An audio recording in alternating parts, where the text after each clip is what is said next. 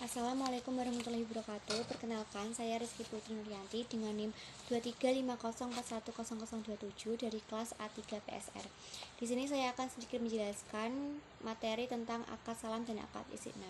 Yang pertama yaitu akad salam. Pengertian dari akad salam sendiri secara bahasa dapat diartikan sebagai akad salaf, yaitu proses pemesanan atau transaksi jual beli yang dilakukan dengan pesan terlebih dahulu.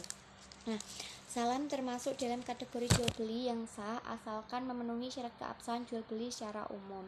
Secara sederhana, akad salam berarti pembelian barang yang akan diserahkan di kemudian hari, sementara pembayaran dilakukan di muka.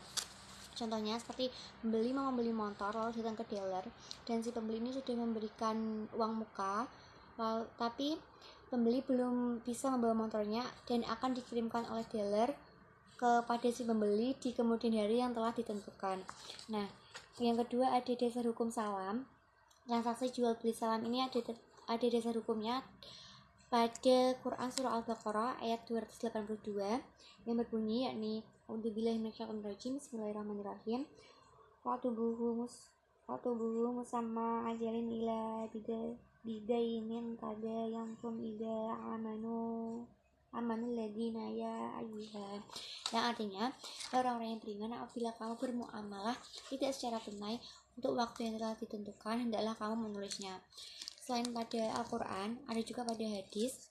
Ibnu Abbas meriwayatkan bahwa Rasulullah datang ke Madinah di mana penduduknya melakukan salam dalam buah-buahan untuk jangka waktu 1 sampai 3 tahun. Beliau berkata, barang siapa yang melakukan salam, hendaknya ia melakukan dengan takaran yang jelas, timbangan yang jelas, dan jangka waktu tertentu. Ada pada hadis riwayat Bukhari dan Muslim. Lalu pada akad salam harus ada syaratnya. Yang pertama harus ada modal. Dan sebagian besar ulama mewajibkan agar pembayaran salam dilakukan pada saat kontrak disepakati. Menurut pandangan ulama, jika pembayaran dilakukan setelah barang selesai atau uang muka dibayarkan pada waktu akad, hal tersebut sama saja seperti jual beli biasa. Nah, selain itu, hal itu bertujuan agar pembiayaan yang dilakukan oleh pembeli tidak dianggap sebagai utang bagi penjual. Setelah adanya modal, harus ada barang. Ciri-ciri barangnya itu harus jelas dan dapat diakui, lalu dapat diidentifikasi dengan baik. Kemudian penyerahan barang dilakukan pada waktu yang telah disepakati di kemudian hari. Lalu tempat penyerahannya harus disepakati oleh kedua belah pihak. Kemudian akad salam juga harus bersifat mengikat antara kedua belah pihak tersebut. Lalu sebagian besar ulama juga melarang bahwa penjual untuk menjual kembali barang yang sudah dipesan oleh pembeli sebelum barang tersebut diterima oleh pembeli. Kemudian ada juga rukun akad salam. Nah, dalam rukun akad salam ini ada 5, ada konsumen, ada penjual, ada barang, ada modal atau uangnya, dan yang terpenting juga harus ada zigot atau ijab kabulnya. Kemudian materi yang kedua ini ada akad istiqna. Nah, jual beli istiqna adalah akad jual beli dalam bentuk pemesanan pembuatan barang tertentu dengan kriteria tertentu yang disepakati antara pemesan dan penjual. Nah, akad istiqna dan akad salam ini memiliki sedikit kesamaan, yang mana si pembeli itu memesan terlebih dahulu kepada si penjual atau produsennya. Tapi perbedaannya, kalau akad salam kan barangnya sudah ada tapi belum bisa diserahkan kepada pembeli. Sedangkan dalam akad istiqna ini, si pembeli harus memesan dulu, barangnya belum ada, dan si penampung atau pihak banknya ini harus memesan dulu kepada pihak produsennya.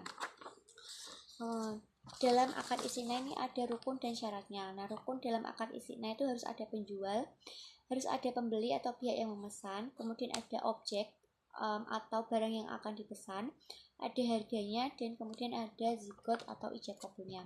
Syarat-syaratnya itu harus ada pihak yang berakad, ada produsennya untuk tempat meminta barangnya, harus ada nasabah pemesannya, kemudian ada barangnya atau objeknya, yang terakhir harus ada harga jualnya. Nah, penerapan akad istiqna di perbankan syariah ini, pembiayaannya itu digunakan untuk pengadaan barang dalam jangka waktu pendek, menengah, atau jangka waktu panjang. Skema pembiayaan istiqna dalam perbankan syariah ini bank bertindak sebagai penerima pesanan, juga sebagai pemesan barang yang diinginkan oleh nasabah. Ada dua cara yang dapat dilakukan oleh pihak bank syariah dalam aplikasi pembiayaan istiqnah. Yang pertama yaitu produsen dipilih oleh pihak bank syariah.